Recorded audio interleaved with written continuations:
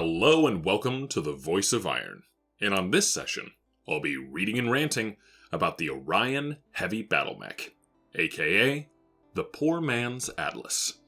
First, I'll be going over the canon information that we have about the Orion from SARNA, and then I'll be giving my own personal thoughts and experiences with the Orion. Description: The Orion was built in 2456 as the first true heavy battlemech. Originally designed for the Terran hegemony to maintain its dominance and built on Hesperus II, the Orion is a dependable workhorse design that can handle almost any combat role, thanks to its mix of long and short-range weaponry and its respectable armoring. After the K model was introduced in 2525, the mech first saw combat during the Reunification War, and continued to serve the Star League and its member states for the next few centuries.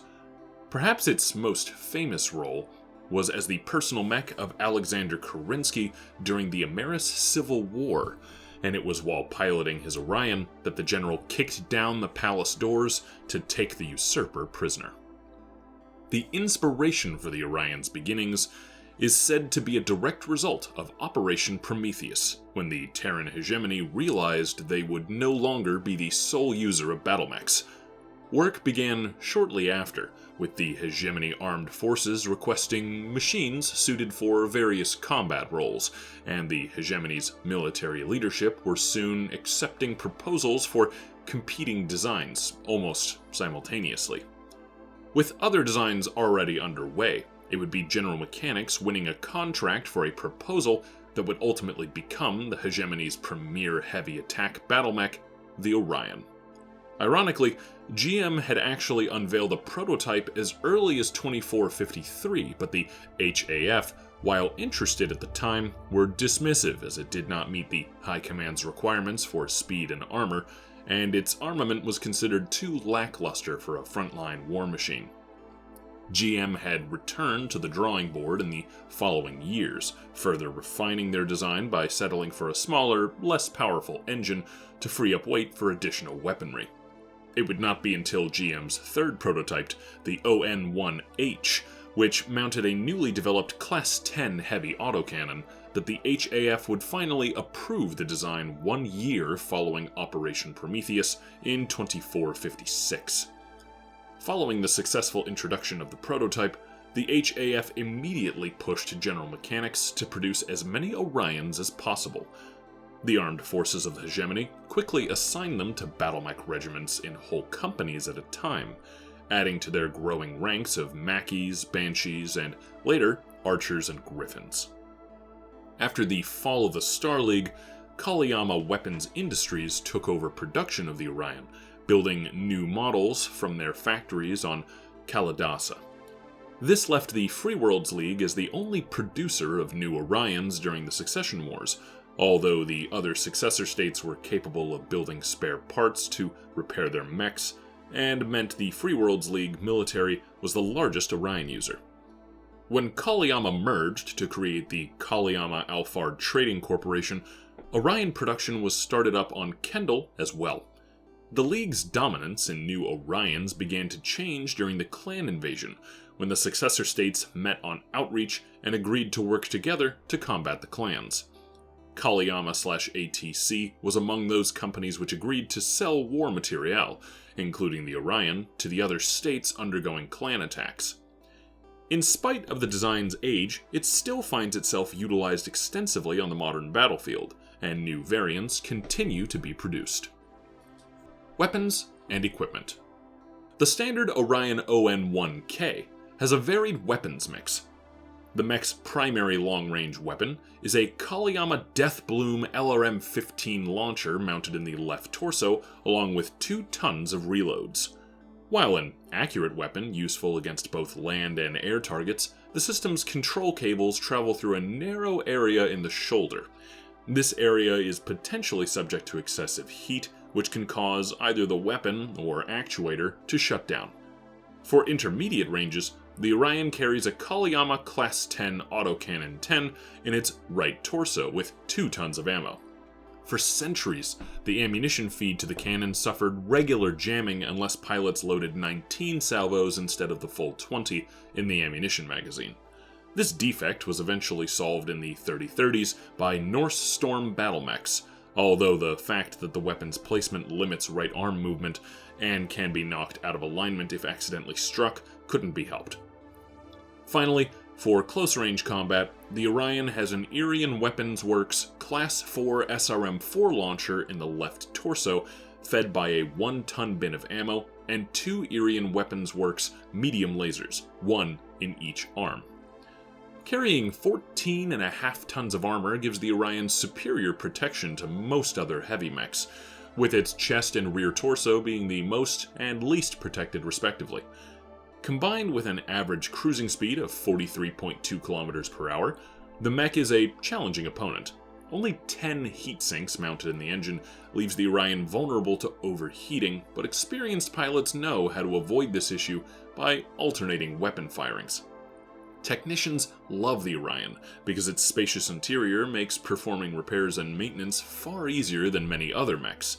This is also the reason for the design's longevity. Variants.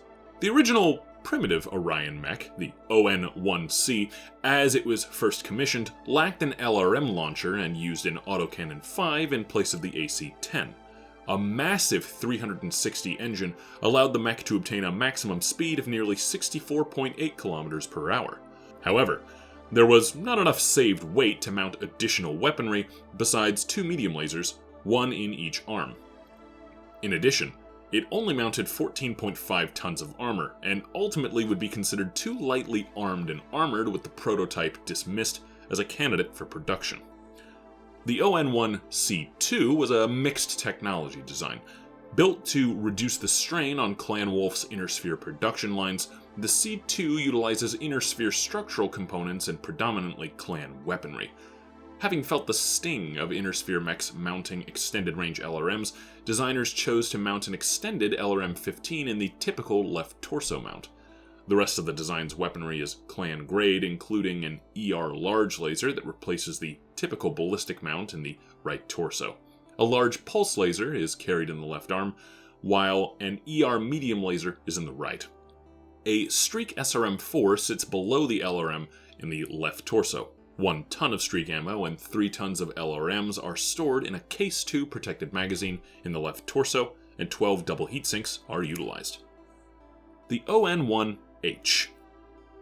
Built by General Mechanics, the ON-1H was the third known primitive prototype of the Orion mech that was eventually accepted for mass production in 2456. While slower than the first iterations, with a top speed of only 54 km per hour, the same as that of a Mackie or Banshee, due to the inclusion of a smaller 275 class engine, the additional weight saved allowed the designers to mount far more firepower. A newly developed Class 10 prototype autocannon was installed with 2 tons of ammo in place of the AC-5. This was backed up by 2 5-tube long-range missile launchers with 1 ton of reloads in the left torso for striking enemies at range, and a short-range SRM-4 missile launcher and a ton of ammunition installed in the left arm for close-in defense. It was also heavily protected by 21 tons of armor. A minimal amount of heat sinks, however, could cause buildup of heat within crippling levels, but could be avoided by competent mech warriors. The ON-1K. Besides the standard ON-1K variant with 25 salvos of SRM ammunition and maximum armor, an otherwise unnamed, in the sense of not distinctively named, sub-variant of the ON-1K may or may not exist that carries slightly less armor and 37 SRM salvos. The ON-1M variant is an upgrade using Star League technology first fielded in 3049. Replacing the standard engine with a Hermes 300XL engine and shaving off a half-ton of armor allows the mech to retain the same speed while mounting a number of upgrades. The LRM-15 has been replaced with a Kaliyama Weapons Industries Type 5 LRM-20 launcher, and the Autocannon 10 has been upgraded to a Kaliyama Weapons Industries LB-10X AC. In addition, an octagon missile magnet NARC missile beacon launcher was added to the center torso along with 2 tons of reloads, while the SRM-4 and medium lasers have been retained. The use of 11 double heat sinks also solves any problems associated with overheating. This variant was first used in combat during Operation Guerrero, when the Free Worlds League attempted to liberate worlds previously ceded to the Federated Commonwealth, with it seeing its first use against the clans during the Jade Falcon incursion. The ON-1MA. This is one of the many minor variants of the ON-1M model introduced in 3025. The NARC missile beacon is removed to allow a larger SRM-6 to replace the 4-pack. Both missile racks also have Artemis 4 fire control systems to increase accuracy. And finally, medium pulse lasers are mounted in place of the original mediums. The ON-1MB is a second minor variant of the ON-1M introduced in 3058. The LB-10X-AC is swapped for a light Gauss rifle with a single ton of ammunition, while the medium lasers are upgraded to extended range versions. The ON-1MC is a third minor variant of the ON-1M, also introduced in 3058. The designers removed both missile racks and NARC launcher to make room for medium-range missiles. In place of the LRM-20 is an MRM-20, while a larger MRM-30 is crammed in the torso where the SRM-4 formerly sat. Enough room is left to add a head-mounted C3 slave unit. This variant was much used by the Draconis Combine. The ON-1MD was another minor variant of the ON-1M, fielded in 3062. A simple weapon swap, the LB-10X-AC is exchanged for a rotary autocannon 5. And the ON-1MDC, introduced in 3053, this 1M subvariant trades 1 ton each of SRM and NARC ammunition plus 1 double heatsink for a command console. The ON-1V, a basic modification of the ON-1K first seen in 2799, the ON-1V moves the left torso SRM-4 to the left arm and removes 3 tons of armor to make room for an additional SRM-4 launcher in the right arm in order to give the Orion even greater close-range damage capability. The ON-1VA, a modification along the same lines as the ON-1V introduced in 2901, the VA model also moves the left torso SRM-4 to the left arm, but removes the LRM launcher rather than armor to add the second SRM-4 launcher, sacrificing some long-range damage capabilities for superior close combat capabilities. The ON-1VDC, this command subvariant of the 1V introduced in 2913, trades 1 ton each of LRM and SRM and autocannon ammunition for a command console. The ON-2M. The 2N is another upgrade of the Orion using Star League technology. Built in 3063, the mech uses an endo-steel chassis and utilizes 10 double-strength heatsinks to save weight and for their greater heat dissipation ability. For long-range combat, the ON-2M is armed with a Gauss rifle, as well as an LRM-15 linked to an Artemis 4 fire control system for increased accuracy. For closer ranges, the mech has 3 medium pulse lasers. The ON-2M is armored with 12.5 tons of ferrofibrous armor. The ON-3MX. This experimental Orion 3100 variant was introduced in 3075 as a Battlemech for the 32nd century. Although its flaws prevented any immediate production, it gave Kaliyama valuable experience and a few prototypes were sold. It is equipped with an experimental extended LRM-10 and improved heavy Gauss rifle. 3 tons of ammunition feeds the LRM launcher, while the IHGR gets 4 tons of ammunition. For close-in work, this Orion variant has an ER medium laser in each arm.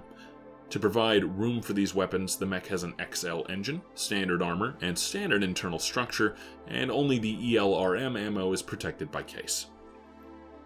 The ON-3M. This version, introduced in 3083, was based on the earlier ON-3MX, although it addresses some of the shortcomings of that mech and shares many of the same features as the ON-1M. providing a more balanced weapon suite, it still carries an extended LRM-15 with 4 tons of ammo and an ER medium laser in each arm, but instead it uses a Grand Slam Gauss rifle with 2 tons of ammo in the right torso. It also uses Case 2 to protect the ammunition and has a head-mounted tag system to call in artillery. Initial feedback and advanced orders convinced Kaliyama to switch most of their Orion production lines over to making the ON-3M in 3086, but were soon set back a few years later when pressure from the Republic of the Sphere caused the Federated Suns to cancel their order. The company has since sold the mech at below market prices and suffered financial hardship. The Orion C. Developed by the Wolf Empire, this variant starts with an ON-2M but replaces the armor with ferro lamellar and the weaponry with streak LRMs and ER pulse lasers. And dual cockpit refits.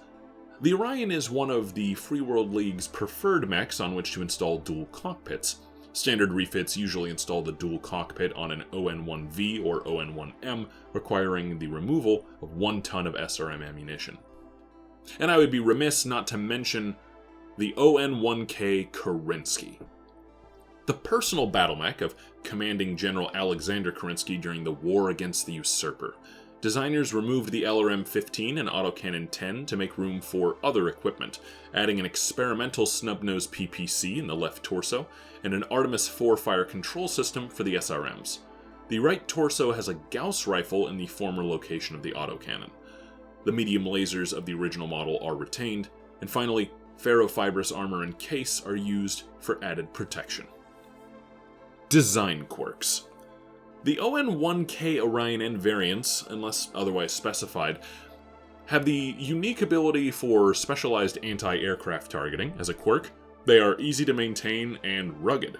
The ON-1H originally had ammunition feed problems for their AC-10, and while still easy to maintain, was obsolete after 2525. And finally, while the ON-3M was still easy to maintain, as with the other models, it did suffer from a difficult ejection.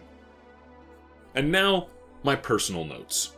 I remember my first major drop with this thing. Specifically, it was an ON-1K, the classic. I believe it was around the year 3026 or 27 when I first hopped into this thing.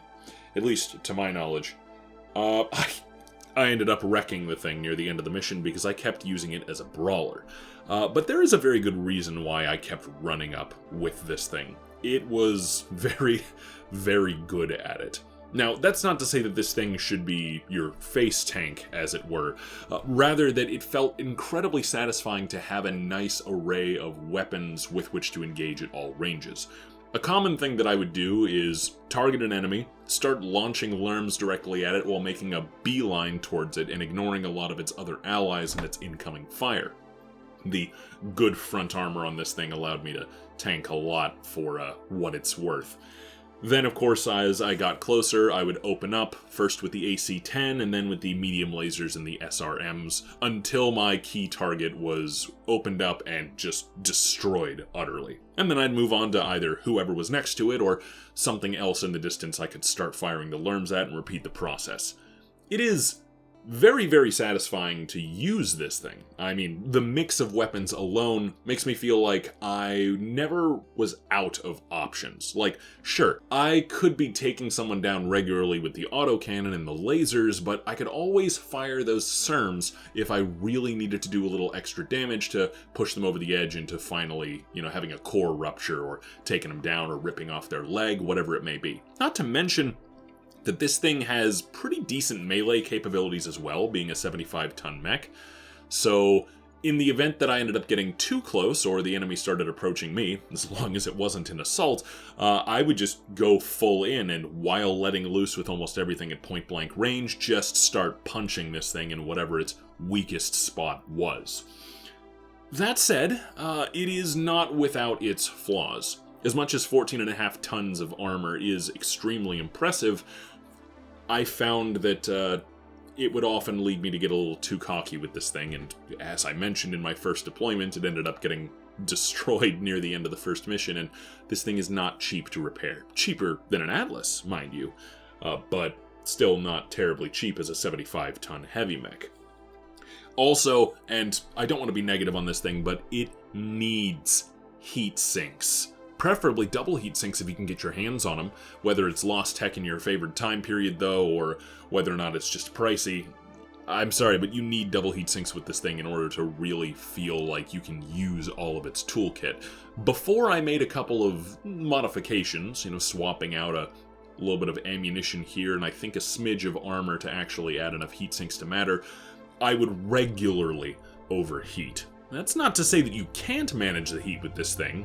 Again, a competent mech warrior, clearly not necessarily a moniker that applies to myself all the time, can easily keep their heat under control by simply cycling through the weapons. But when you're in the heat of battle, especially when you're getting close to your preferred target, and you can just see their armor opening up and need that extra smidge of firepower to finally rip them open before they can open fire back on you, it is extraordinarily difficult, I find, to withhold that extra shot or two of ammunition if there's a chance that you can destroy them before they have a chance to fire. Sure, yeah, you have the armor typically to tank quite a bit, but when you're on the third or fourth mech or you're surrounded by armor assets, you're not necessarily thinking about, okay, I'm going to efficiently, be able to take that particular hit. You're not thinking about that. You don't know what component they're going to hit, and if they hit something that's already open, you want to get rid of them now. So, heat sinks on this thing. Please. And I'm glad to see that as time went on, Kaliyama Weapons Manufacturing managed to make that one of their priorities in future models.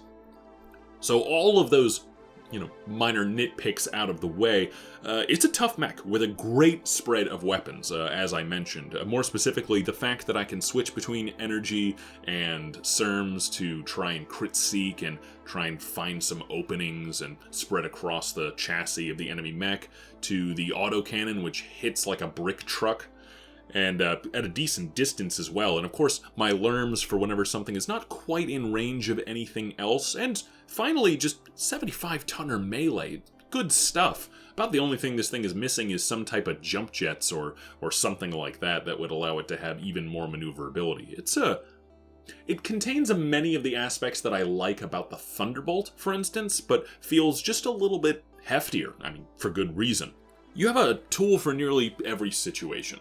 And if you're in a tough spot, I mentioned earlier that even with heat sinks, it still has some heat problems. You can still Alpha Strike for devastating effect. If you are in a pinch, and if you want to take that gamble, there's a decent chance that you can obliterate most mechs by just opening up with everything. I mean, think about it, right? A SERM, 2 medium lasers, and the autocannon 10 all slamming into the same component, or at least near each other on a chassis, is going to be devastating for anything that isn't the toughest assault mech that's mostly clean. And even then, that's gonna open up the opportunities for either your other lance mates, or your melee strikes, or if you're overheated, when you pop back in to the fray, as it were. It's gonna leave you vulnerable, but an Alpha Strike from an Orion is nothing to sneeze at. There's a reason why whenever I see a rival Orion on the battlefield, no matter what I'm driving, it becomes a priority target. Now that said, the strategy for taking these things down is go around the back. Their back armor is not exactly terribly resilient, so if you can outflank an Orion, that's your best bet. Otherwise, I'd say start aiming for anything that contains ammunition, or of course, the classic, just leg them. Everyone focuses on up-armoring the center torso, but if you can take down a leg or two and start making this thing wobble, or preferably just completely stay out of the fight, it's the best way to handle it if you can't just get around behind him. But that's a lot of mechs, to be honest. That's not an exclusive problem to the Orion. I'm just saying that if you see one show up on the battlefield, unless there is a more pressing threat, it just kind of becomes my priority target, and I'd recommend to other mech warriors who see an Orion show up on the battlefield not to underestimate this thing.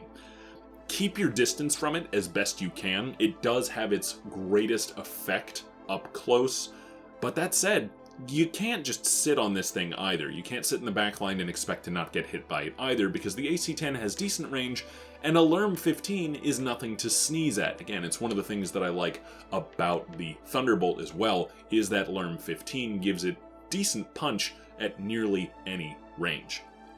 Now, I ended up going through an entire campaign with this particular mech. It's what I was primarily driving when fulfilling my merc contracts during the War of 3039, and it's a decent vessel. I drove the Orion 1K and the V variant. The V variant, of course, hits far harder up close, but then I have to get a lot more selective with, well, what do I trade out for more heat management, because there's less to work with in that regard. That said, though, again, the Orion is a very, very good machine, and I found it competent against just about everything. And especially when used as a lance lead, I would regularly take this thing as my personal command mech while leading a lance of thunderbolts. It is a devastating machine, and it's very, very good at leading from the front, or taking a back seat whenever you've got a component open that you need or your center torso's compromised. You can back up and still really matter with that AC-10 and that LRM-15 from a command position. And of course, as long as you are carefully watching your rear flank, as long as you make sure that nothing gets around behind you, and especially if you're in the city, back up against a building, or if you're out in the mountains, back up against some rocks, this thing is really, really hard to take down. Pricey. Very expensive, not something for the novice mercenary to take out regularly, but definitely something that, if you can afford it, is more than worth it.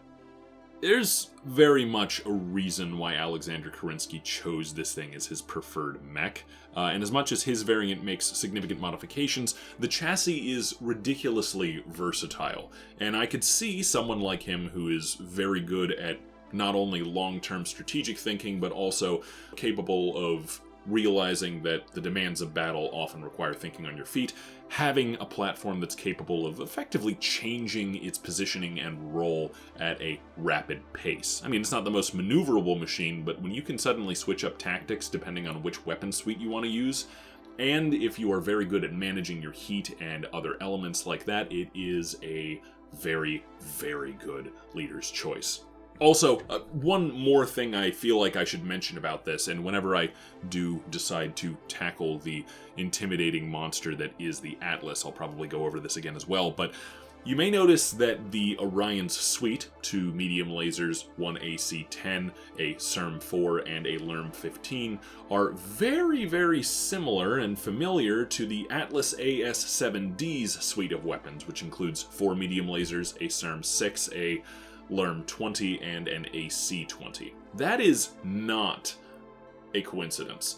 Alexander Kerensky infamously commissioned the Atlas, and given that he was such a big fan of the Orion as it were, the Atlas was almost certainly meant as an upscaled form of the Orion. And while many people call the Orion the poor man's Atlas, I think it's far more apt to call the Atlas the bigger, younger brother of the original monster of the battlefield, the Orion. But anyway, that concludes today's reading and rant, and as always, thank you for listening to my voice.